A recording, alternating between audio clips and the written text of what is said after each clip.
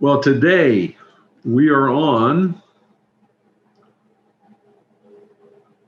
Exodus 17. I almost said Genesis 17. That would be odd if we were back in Genesis 17. We are on Exodus 17, and it starts off with water from a rock. A lot of really important stuff in here. This is one of these sections that you can read over and think that there's not all that much here other than the water from the rock part. And there is a whole lot that is here. And today, to be specific, today we're going to be talking about giants. So we're very much in that territory, and the significant role it plays. And again, it is so important to understand the context of what we're reading. And that does not just mean context as in what's going on with the children of Israel, what is God doing, where are they geographically, all of these different things that we could talk about. There's far, far more to context. You have to understand, I mean, in with that, what we just talked about, there is so much context that we just don't get unless somebody helps us with it. When it talks about these different people groups, there's just all kinds of stuff there. And I'm going to scratch the surface of that today, because you can spend just a ton of time going through, getting your bearings as to who all these people were, how they were related one to another, what their history was. And to us, we don't know and understand hardly any of it. Just like if you were to take someone from another time, another part of the world, and plop them into the United States and, heaven forbid, have them watch the news. Most of what's going on, I mean, other than that there's a lot of violence and chaos and rioting and plague going on, they don't have the context to understand what it's about. They don't know the recent history. They don't know the history going way back in our country.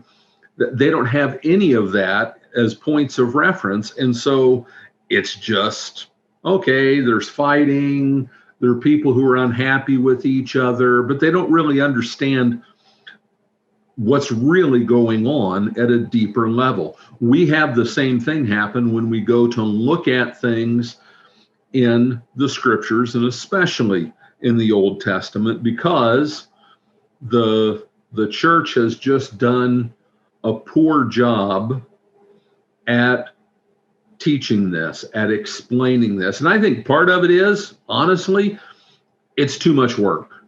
There's too much to know. There's too much to dig into.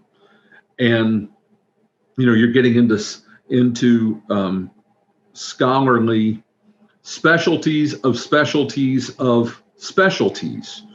And people just don't want to do the work. It's too much. We'll just go over to surface level. And in the process, for a whole lot of reasons, a whole lot gets lost. The whole thing about the giants and the significance of giants, it all gets lost. Doesn't even get talked about. So we'll get into that. But first, we're going to talk about water from a rock. All the congregation of the people of Israel moved on from the wilderness of Sin by stages, according to the commandment of the Lord, encamped at Rephidim, but there was no water for the people to drink. That first statement, that they moved on from the wilderness of sin by stages, it was a huge process to get this huge group of people up and moving in an orderly way, all moving in the same direction. Just the logistics involved with that were pretty intense, okay? And that's just a reference to that. And that is what the Lord, it's going to be clear later how he directs them, how he tells them to set up the camp once the tabernacle is constructed. But we're not there yet. We're not there yet. It seems like it's a long time since they walked out of Egypt and crossed the Red Sea. That's just because we're going so slow. It's not that long. But they camped at Rephidim, okay? And I have not spent, intentionally, I have not spent a lot of time talking about the geography of where all this is. Come on, quit popping in. I want you to be on your own. Let's see. Trying to get the map over here on the screen.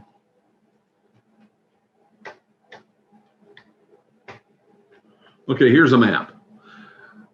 The one thing we know for sure, or that many know for sure, are willing to accept, this isn't Mount Sinai down here. It's not where it is.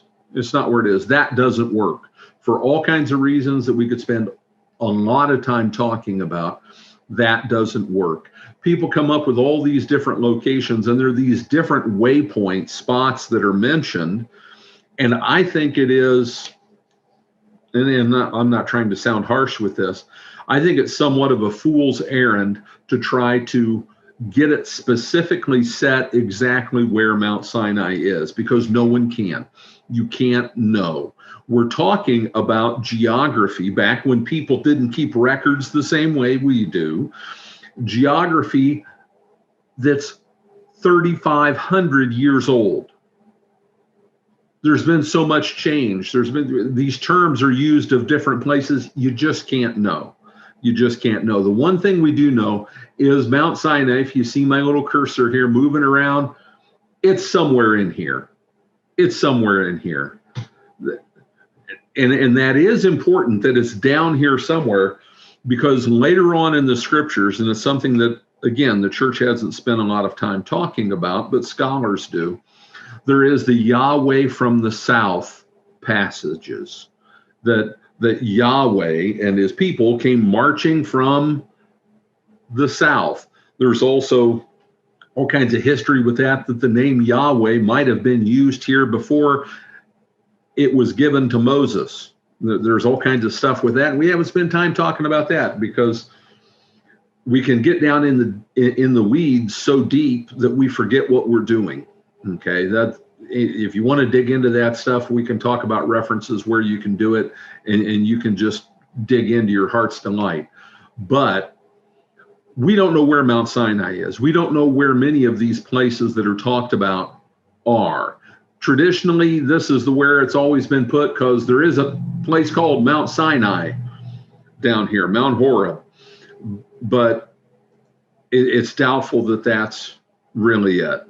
It's almost a certainty, really, that it's not. But they're moving that way. That's where they are. And here's the big thing, all of that aside, because none of that really matters to what we're talking about. There wasn't any water. There wasn't any water. How many people there were there? Later, there's an accounting given, a census done of how many people there are there. And we'll talk about numbers in the Pentateuch, numbers as far as it relates to the number of people of the children of Israel, and we can do that. But there were a whole lot of people. How many? We don't really know. But there were a whole lot of people. And if you don't have water and you're in a hot, dry place, you got problems really fast. You can go without food. You can get by without much food. You cannot get by without water.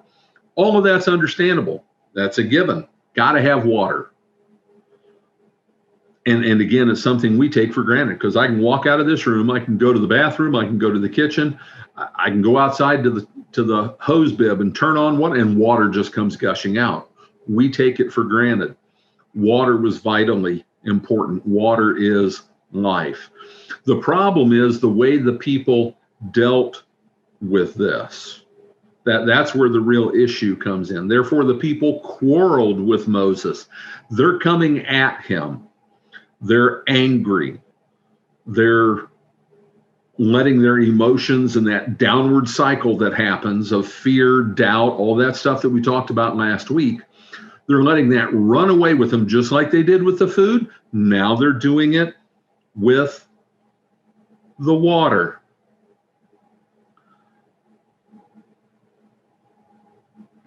Give us water to drink. And Moses said to them, why do you quarrel with me? Why do you test the Lord? There is one of Michael Heiser's podcasts just a few weeks ago was on the book of Exodus as it relates and as it is part of the book of Matthew. Interestingly, we happen to be going through both. Our Wednesday night is on Matthew. Our Sunday morning is on Exodus. But when you look at, and I'll just give you a quick summary. Jesus, Herod tried to kill him, just like Pharaoh tried to do away with the children of Israel, God's son, he calls them, my son. Jesus, God's son, Herod tried to get rid of him just like Pharaoh had done with the children of Israel. The children of Israel passed through the Red Sea. They came out and boom, temptation in the wilderness. They grumbled about food. They tested God. This testing the Lord, if you go look at Matthew 4:7, Jesus said, this is his temptation in the wilderness. Jesus came out of the waters of baptism and went right out in the wilderness to be tempted. Jesus said to him, again, it is written, you shall not put the Lord your God to the test. In that, he quotes Deuteronomy 6:16, Deuteronomy 6:16, which is Moses at the end of his life before the children of Israel pass over into the promised land and Moses dies. Before that, he's preaching to them and he's scolding them about what they did. And he said, don't do that. You shall not put the Lord your God to the test as you tested him at Massa, or Mesa, however you want to pronounce it, this place. He's referring to this. He's referring to this. All of Jesus' temptations in the wilderness. And then later, what did the children of Israel do? They make an idol. They bow down before the idol. While Moses is up on the mountain of God, they're down there having their Baal fest before a golden idol. What else did Satan try to get Jesus to do? Bow down and worship me. And Jesus quotes Deuteronomy, talking about where Moses is summarizing what happened in Exodus. All of this stuff is related. Jesus, who came to be the faithful Son of God, because the first Son of God, which is actually Adam, but the first Son of God, the children of Israel that he formed as a special nation for himself, they weren't faithful. They failed all these tests. They're failing a test here that later Jesus makes right. So, why do you quarrel with me? Why do you test the Lord? They were doubting that God was going to take care of them. They were doubting that God would provide. And God will allow us to go through difficult times to remind us that he's going to take care of us. He'll let us get hungry to remind us that he promises to give us daily bread. By his word, he causes these things to be. It's all under his control. But the people thirsted for water, and they grumbled against Moses and said, why did you bring us up out of Egypt to kill us and our children and our livestock with thirst? Same old thing. Same thing as we've got nothing to eat. Now it's water. So Moses cried to the Lord, what shall I do with this people? They are almost ready to stone me. And I don't think we should look at that as being hyperbole on Moses' part. I think that's telling us what their grumbling and quarreling meant. They were really, really upset with Moses, the representative of God. And in listening to Heiser on this stuff, it was interesting. He pointed out something that I had never thought of, and I've got to noodle on some more and be thinking about as we move forward. God was very, very patient with the children of Israel at this point. Does it ever say with the food, with this, does it say that he got mad at them? No. No, he just takes care of it. You know when he starts getting mad with them? After he gives them the law. After he gives them the law. When a baby, a toddler, when they do things that they shouldn't do parents get mad at them? No. I mean, you can, you do, but ideally, no. You don't get mad at them. You just fix it. You don't let them stick their finger in the electric socket. What does a 1-year-old know about sticking their finger in the electric socket? They don't have the ability to learn yet. They don't have the context. They don't have the experience. Once they've learned, and that has been instilled in them, and they go ahead and do it, then it's rebellion. Then it's misbehavior. Then it's disobedience. At this point, they don't have the law. God deals with it differently. He just fixes it. He just deals with it and tells Moses basically to be chill and how to deal with it. The Lord said to Moses, but it is just interesting how patient God is, how patient he is.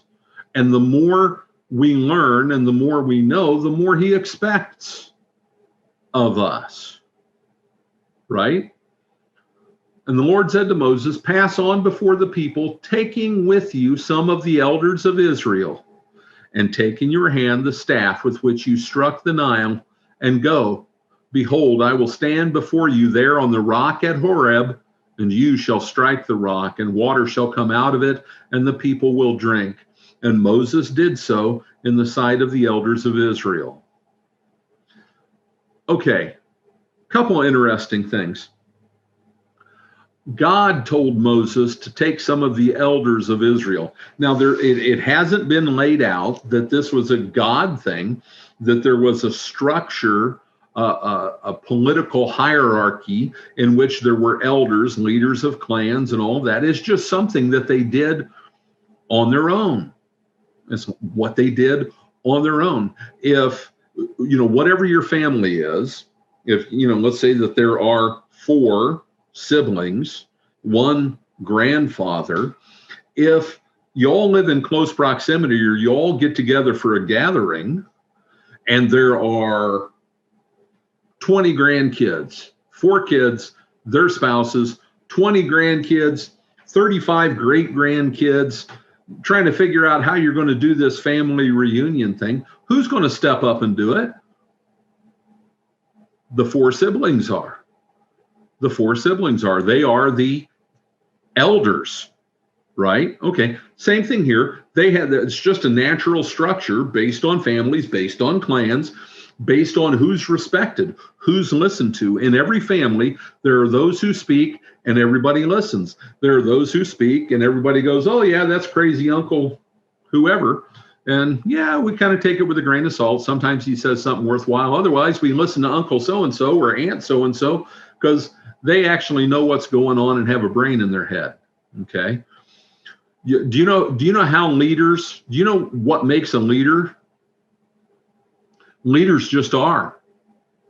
You know how you can tell who the leader is? Everybody follows him. Everybody listens to him. Leaders just are. This is the same thing here. There were elders of Israel and everybody listened to them. But interestingly, in this situation where all the pressure was being put on Moses, they're coming at Moses about this. What does God do? If you want to get people to follow, if you want to get people to be on board, what do? Do you just smack them around and tell them they got to listen?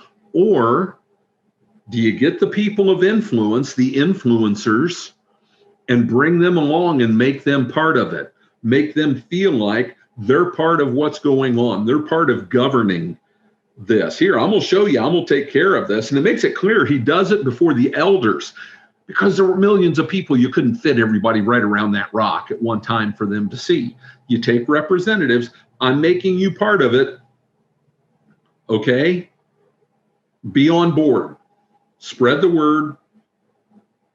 Quell dissension. Work for unity. And what did he take in his hand? No small thing. We think this is, he's got a staff. Moses always had a staff. He was an old guy. No. And take in your hand the staff with which you struck the Nile. It's the staff with which he struck the Nile. And it says he struck the Nile, struck it to turn it into blood. It says he threw it down, Aaron did, and it became a serpent that ate the other serpents. And when he parted the Red Sea, what did he use? He didn't use his index finger. He used the rod, the staff. And again, we need to talk about this more. We talked last time, we went back and talked about the 70 palm trees and the 12 springs, right? Trees. You know what trees are? Trees are representative of where God is. In the Old Testament, and especially in Genesis, where God appears, it's always where? By trees. Specific settings are named by trees. Trees are nice. Gardens are full of trees. Gardens like, well, the Garden of Eden. Where do gods live? Gods live in gardens and on top of mountains. You combine the two, how can you beat that? So there is imagery that is there in having a rod. And where did he get that rod? Oh, he got that rod from the burning bush. What did he throw in the water before, when they had the problem with water? What did he throw in the water to make it sweet instead of bitter? A tree, a log. It is through a tree that God is going to redeem his people. It is through a tree, the cross, that God is going to work his greatest work of salvation, of which all of this is a precursor. It's a forerunner for all of it. So that rod is very important. Take that staff with which you struck the Nile and did all those other really cool things and go, behold, I will stand before you there at the rock at Horeb. What does that mean?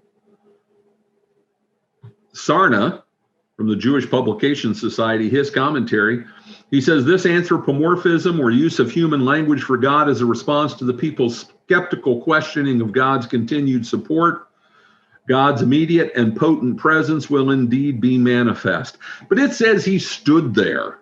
The elders could see him. I think we have a hard time saying that that wasn't the case. I think that they could see him. He appeared in physical form, just like he appeared in physical form to Abraham before he went down to Sodom and Gomorrah. He appeared. What does that say? This is my guy. I'm with him. See, I'm here. I told him to do this. Listen up and pay attention. And you shall strike the rock, and water shall come out of it, and the people will drink. Now, Moses eventually doesn't get to go into the promised land. And people often confuse it with this, that because he's told he's not able to go into the promised land, and it has to do with the water coming out of the rock. But it's not this incident. 40 years later, the same thing comes up again, and God tells him, and that is in Numbers 20, 1 through 13, God tells him to speak to a rock. And he's really fed up. He's really angry. And Moses had anger issues. Remember, he killed the Egyptian. Anger is kind of his his weak point. And I mean, I'll give Moses a break. You've been leading these whiny, complaining people for 40 years. It's not an excuse to dishonor God, because that's what he did. God said, speak to the rock in Numbers 20, verses 1 through 13, and he whacked it with the rod twice. And that is why Moses didn't get to go into the promised land. The Lord took him up on a mountain and he got to see it, but he didn't get to go in, which is always a good reminder. And I'm going over that now because I don't know if we're just going to keep going through all the books of the Pentateuch. Probably not. We might hit some highlights, but that doesn't come for a long, long time. Sin has consequences, even for believers. Moses was forgiven, just like David was forgiven for what he did with Bathsheba and Uriah.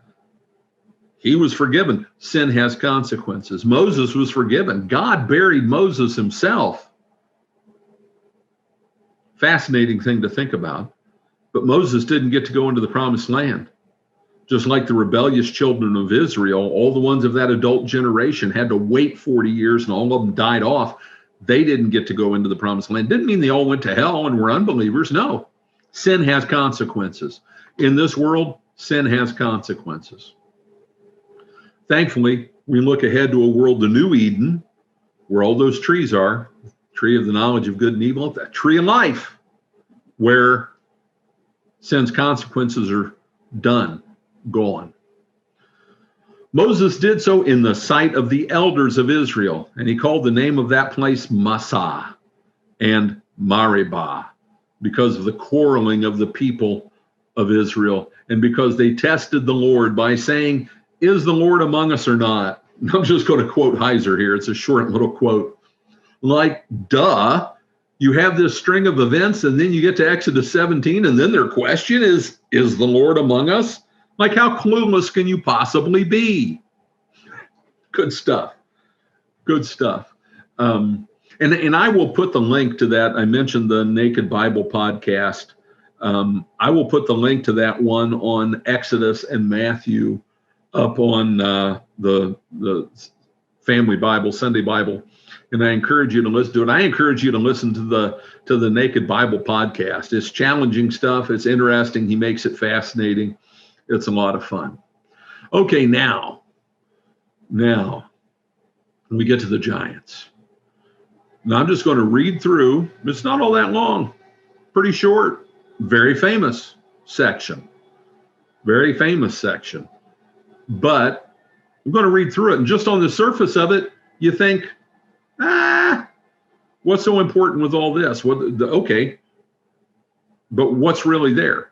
Then Amalek came and fought with Israel at Rephidim.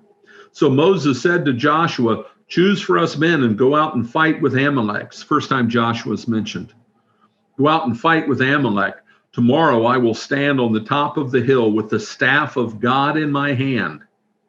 So Joshua did as Moses told him and fought with Amalek, while Moses, Aaron, and Hur went up to the top of the hill. Whenever Moses held up his hand, Israel prevailed, and whenever he lowered his hand, Amalek prevailed. But Moses' hands grew weary, so they took a stone and put it under him, and he sat on it, while Aaron and Hur held up his hands, one on one side and the other on the other side. So his hands were steady until the going down of the sun, and Joshua overwhelmed Amalek and his people with the sword. Then the Lord said to Moses, we'll save that for later. Okay. Famous incident. There's the line in the hymn, you can be like faithful Aaron holding up the prophet's hands. Aaron and Hur were holding up Moses' hands, and he had the staff in his hands. And the way they viewed in terms of combat, in war, there were the banners, right, that said this is this army. And if the other team captures it, there's that one thing in the video game, right? It's capture the flag. You get the other people's flag, you win, right? But the point of this, as far as that goes, is It could be a staff, it could be a banner, but this isn't about Joshua, who's mentioned for the first time, who's a key figure in the scriptures. He's the one who's going to lead the children of Israel into the promised land. That's Joshua. Hur was his right-hand man. Joshua and Hur were the two of the 12 spies who said, no, we can do this. God's with us. We can take these guys. I don't care how big they are. God's on our side. Very, very faithful guy. First time he's mentioned, and he was a great general, but it wasn't about him. It wasn't about just being better soldiers, better fighters than Amalek, because we're going to talk about why that really wasn't real likely. It was about God giving the victory. And it was clear that they were only winning while that staff that God had used as a means whereby he had accomplished great things was held up. If Moses got tired and his arms came down and he couldn't hold the staff up, they started to lose. So it's not about Joshua. It's not about picking out the right guys who can, fight effectively. Not what it's about. The victory is the Lord's. I don't know how many times in the Old Testament it says that in one way or another. The victory is the Lord's. It is about him. When God wants the children of Israel to win, they win. Sometimes they did it way outnumbered. Sometimes they did it because he confused the other army and they fought against each other. They're within their own army. If God wants them to win, they could win. Israel was consistently successful in war when they were faithful and when they were seeking the Lord's blessing and his direction. There were times where David prayed and said, should I go out and fight these guys? And the Lord said no. And so they didn't. So we've got that component here. The victory is the Lord's. The part we'll get to in a little bit talks about that. But there are two things that are mentioned for the first time in this little section. Number one is Joshua. It's his introduction.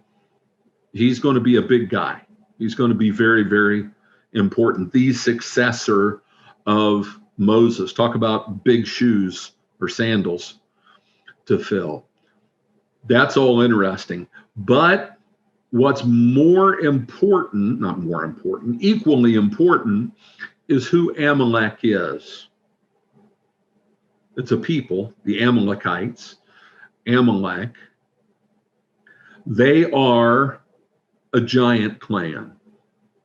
A whole lot of the stuff that goes on in the conquest of the promised land and even into the through the time of the judges, past the time of the judges to the monarchy with Saul and especially David, it is about God wiping out the giants. In the conquest, in the book of Joshua, when he says, wipe them all out, kill them all, leave nothing behind, not even the animals, nothing, rub them out off the face of the earth.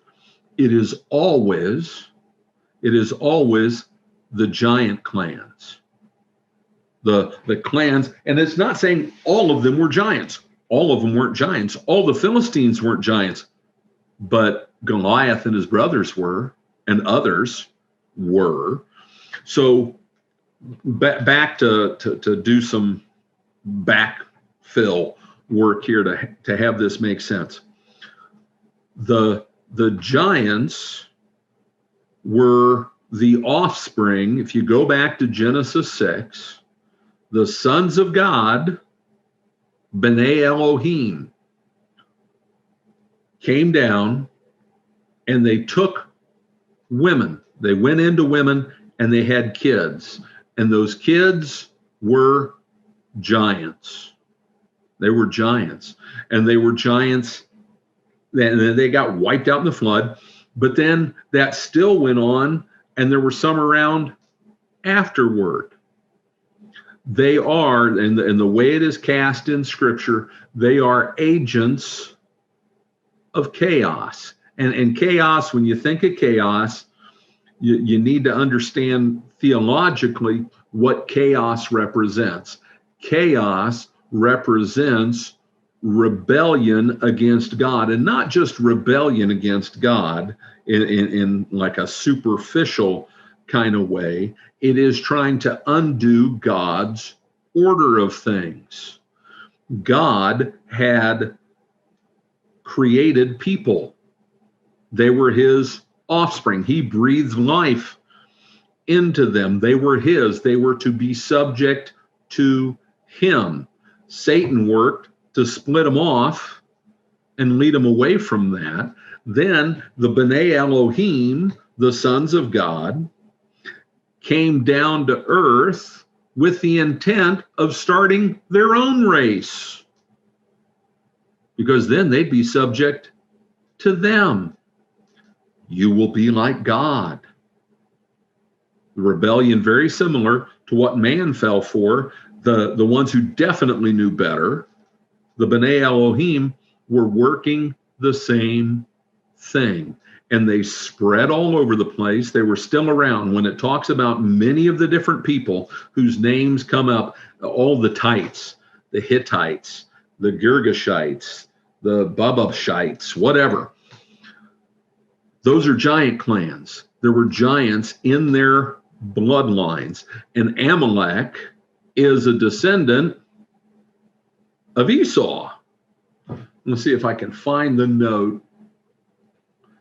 And goodness gracious, when you're going through this stuff, it goes on forever and ever and ever, just tracing through all of these connections. And again, it's all of this history that is outside of what we're generally familiar with. And it's all tied in with the Horites who, as Heiser's going on, he says, we have an association with what is going to emerge as a giant clan population, the Horites. Esau's line has a child by one of these women, and that child is Amalek, and Amalek is the forerunner of the Amalekites. Okay, so these are giants. And where I showed you before, let me find that.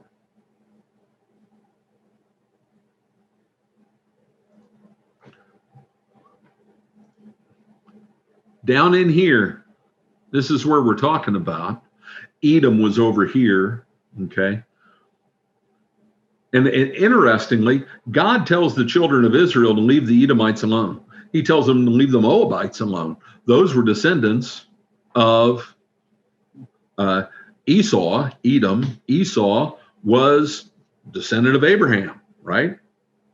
Isaac's son. The Moabites were descendants of Lot, right? Leave them alone. And they kind of had a on-off relationship. But down here, if we were to go through, and I could find and rattle off a bunch of names of all these different giant clans, they were represented down in here, right where God chose to make his presence on his mountain, because where are gods? Gods are on the mountains. That's where gods are. On Mount Sinai, he did it smack dab in the middle of all the giants. Not all the giants, but a bunch of giant clans. Those descendants of the B'nai Elohim, who were all about chaos, going against God and his order and doing things for themselves. So basically, geographically, he picked a fight with them. And he's going to systematically have his children. Remember, the nations were disinherited at the Tower of Babel. The nations were disinherited. He birthed his own son, his own child, out of this nobody guy from right in the midst of all of it, Ur of the Chaldeans, where it was huge giant stuff. Gilgamesh, Marduk, all that stuff.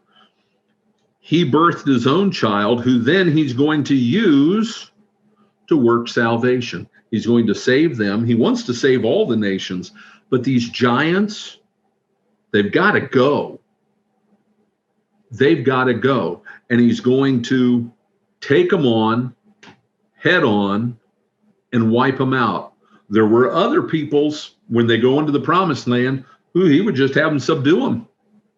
And if they knuckled under, fine. Guess what Jericho was full of?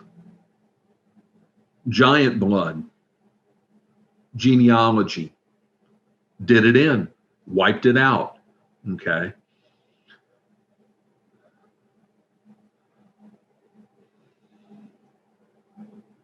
Let's see. Trying to think of what else I need. Oh, parallels with Jesus. The book of Enoch, which, again, the book of Enoch is part of the Apocrypha. It is not inspired scripture. It's very useful. It tells us a lot about how they viewed things, what they thought, what they knew, what they believed. It is referred to directly in the New Testament by Peter and by Jude, but it is also referred to, the context it sets for things is referred to repeatedly throughout the New Testament. Okay. In the book of Enoch, you know what it teaches us? It teaches us where demons come from.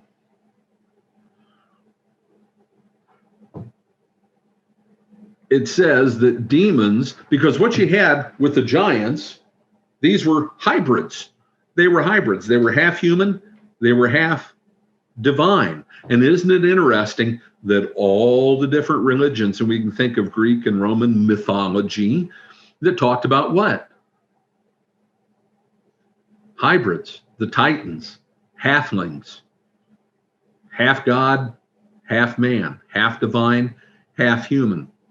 The book of Enoch says that when they died, when the giants died, their souls, those weird hybrid souls, became, guess what? Demons. Demons. When Jesus comes, what does he do? What does he take on? To whom does he take the fight? And don't forget, kingdoms. Kingdoms are, that's military terminology. Jesus proclaims that the kingdom of God is here, and then what does he do? He goes and takes on demons. He casts them out. He demonstrates power over them. And they cower and shake and fear and say, what? Don't send us back to the abyss. We don't want to go there. Okay? So this cosmological warfare setting is here. And if you don't understand it, and it goes on and on and on, but if you don't understand it, then a lot of things don't make sense. All of this, there's so much stuff throughout the Old Testament that is the writers and the people of Israel and God himself using pejorative terms for all the gods of Babylon, all the gods of Baal, all of these different focuses of chaos. The focus of chaos was Egypt. They were the rebellious ones who were trying to undo God's plans, the deities there. Now it's shifting. It's going to shift to Baal. It's going to shift to Baal. And later, who is it who comes and takes Israel, Judah, into captivity? Who takes Judah into captivity? Babylon. Babylon. They become the agents of chaos. Just a note on that. How is Jesus going to come back? When he says he's going to come back, Aaron and I were talking about this week. Riding on the clouds. He's going to be riding on the clouds. You know who rides on clouds? Gods ride on clouds. Was that you I was talking about this with, Brandon? Did I get it confused? Yeah. Okay, God rides on clouds, right? God rides on the clouds. Do you know what God, his big thing was that they literally called him the cloud rider? Baal. Baal was the cloud rider. So,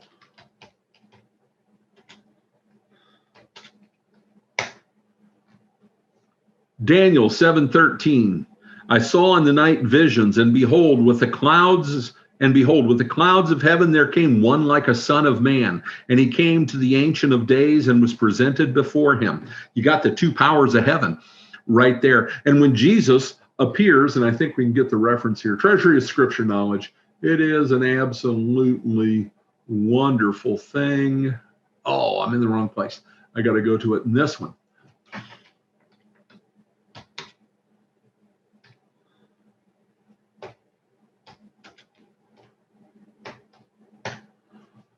Okay. So with the clouds, Son of Man, with the clouds, what else does that bring to mind? Let's go here. Matthew 26:64, when Jesus is before the high priest, Jesus said to him, you have said so, but I tell you from now on, you will see the Son of Man seated at the right hand of power and coming on the clouds of heaven. He calls himself the Son of Man. And there we've got one like Son of Man. Ezekiel calls himself Son of God, calls him Son of Man. He calls himself Son of Man all the time. But here he's saying, and this thing in Daniel was a direct poke at Baal. You're not the cloud rider. You're nobody. You're a little peon. You're one of the fallen ones. I'm the cloud rider. It's me, not you. It's me. Okay. And then Jesus uses that to describe himself. And how is it he's going to come back in the end? In the clouds, and every eye will see him and acknowledge that he is the Lord. So with this defeat of Amalek, you've got the important symbolism of the rod, the staff, and that it's God's victory. He's doing it, but equally important is who he's doing it to, who he is defeating. Because just as you have, in our modern Christendom, we think of one rebellion, and that was in the Garden of Eden. These people didn't think that way. And I think they're right and we're wrong. They didn't think that way. Yeah, there was the fall into sin in the Garden of Eden. There was also the rebellion in Genesis 6:4. Whoa, how'd I end up in Genesis 50?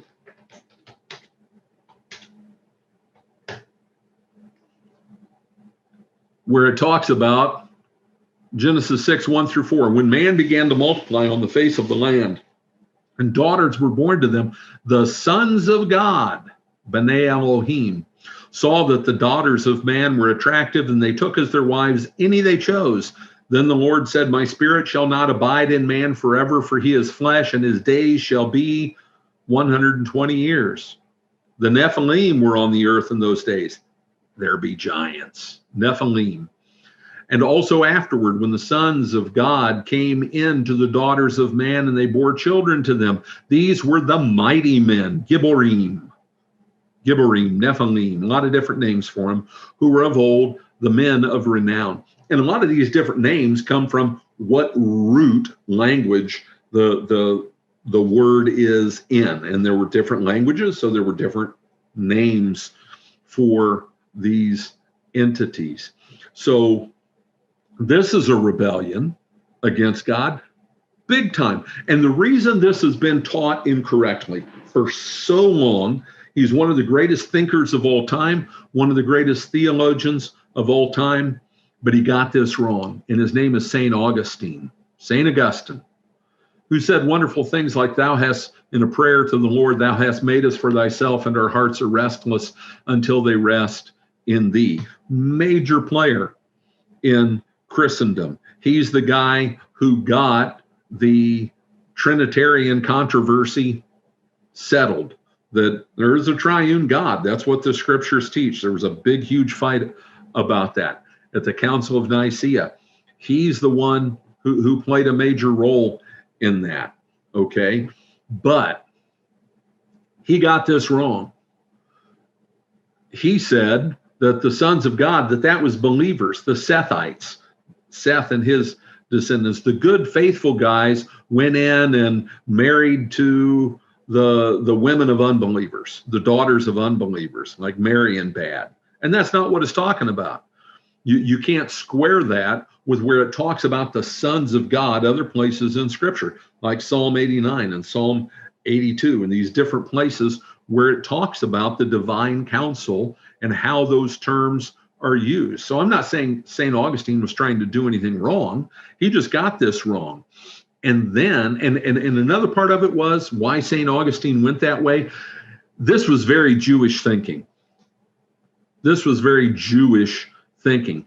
And the Jews had really turned against the church, and they were saying horrible, awful things about believers, about Christ. So there wasn't a lot of encouragement to take kindly to the way they viewed things.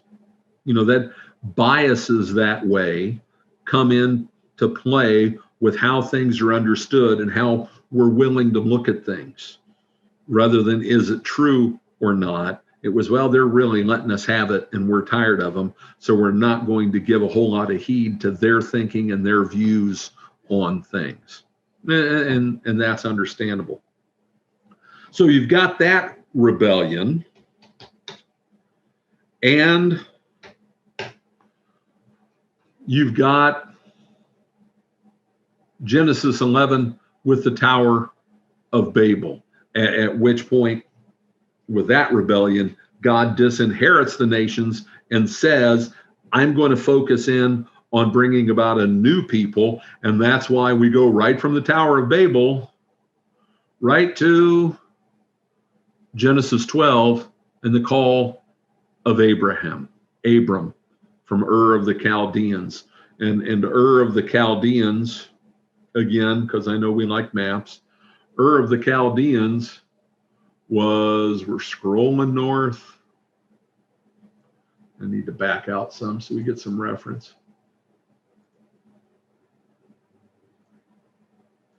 So here's what we think of as Israel and the Promised Land. Ur of the Chaldeans was way up here, right in the heart of Babylon. Ur of the Chaldeans, Babylonians, same thing, just like, people groups today can go by two different names. Okay, so let's get back and finish up.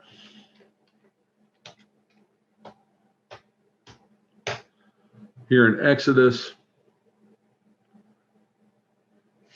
So they whooped Amalek.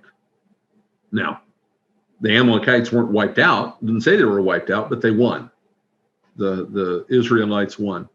Then the Lord said to Moses, write this in a memorial book and recite it in the ears of Joshua, that I will utterly blot out the memory of Amalek from under heaven. It's interesting. You know why it's interesting? Somebody humor me and say, why is that interesting?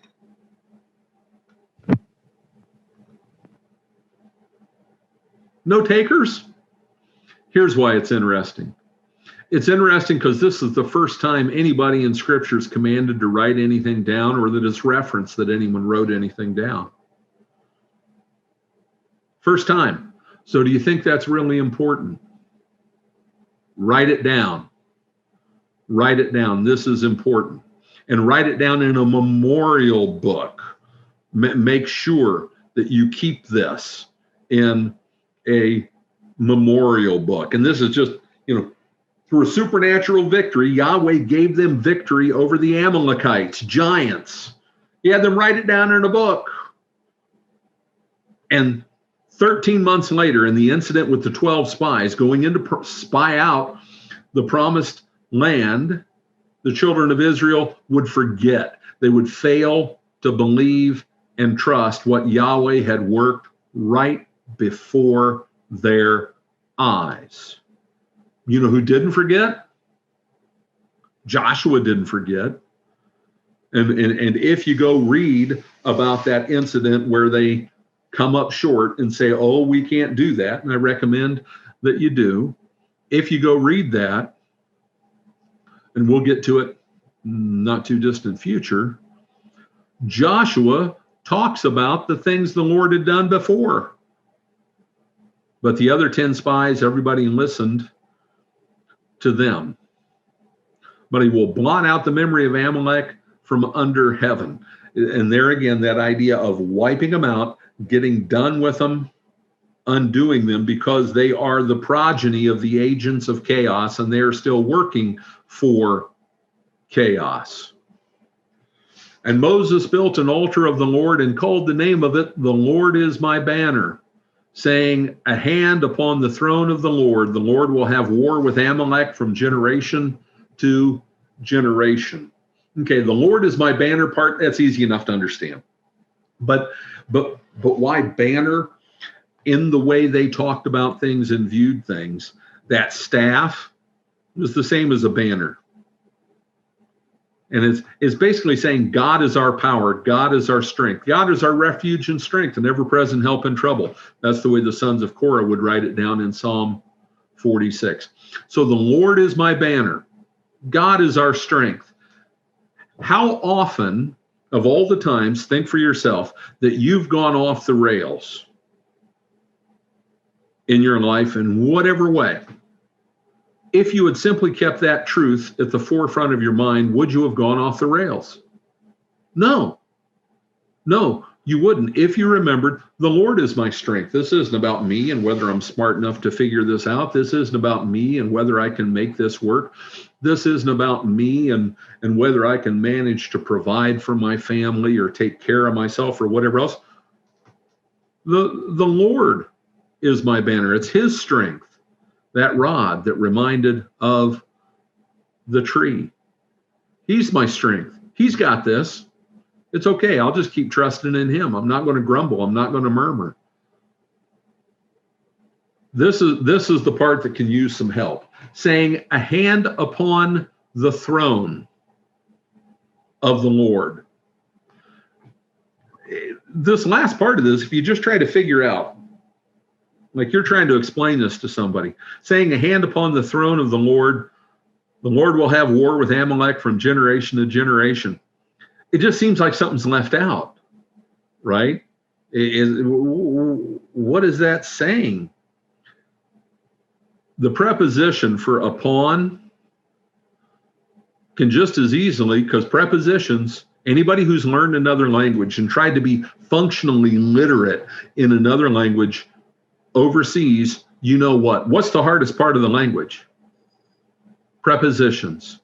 Once you've mastered the prepositions, if you've mastered the prepositions, you've got the language down. And when you hear people from other countries speaking in English, the most obvious mistakes that they make are with what? Prepositions. You know what they're saying, but it's not the right way to say it, right? Because prepositions, they are words that describe spatial relationships. Think about it. On, upon, by, with, under.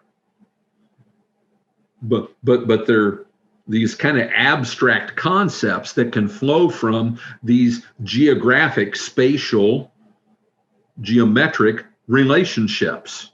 Okay? If you change upon to against, because it can mean the same thing. It can mean both. Built an altar, and Moses built an altar and called the name of it, "The Lord is my banner," saying, a hand against the throne of the Lord will have war with Amalek from generation to generation. Rebellion, Amalek. He's against the throne of God. And therefore, there's going to be war from generation to generation. They don't want to make peace. It's not in their way. They're not going to do it. Not going to do it. And basically, you can think of that with the giant clans. The way God viewed it is like trying to make pets out of rattlesnakes. You may really like rattlesnakes. You may have one in an aquarium in your house. I don't recommend it, but people do. It's not going to become your friend. You can't ever trust it. It will bite you, right? It's going to rebel. It's going to go against you, even though you feed it whatever else. That's kind of the view the Lord has of the giant clans, and they have to go. They represent rebellion and chaos, and this is, as all the scriptures are, describing cosmological warfare between God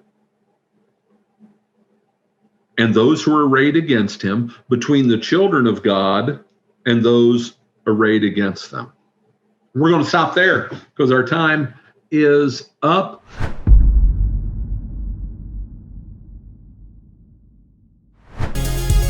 That concludes our broadcast for today. We publish our videos on YouTube, BitChute, and Brighteon. We hope you enjoyed this video, and if you did, please give us a like or a thumbs up. We invite you to subscribe so you can continue to receive our content. Also, please consider sharing this video with others. We love to hear from you, so please leave a comment below. This is Matthias 76, and together we will continue to decode the deception.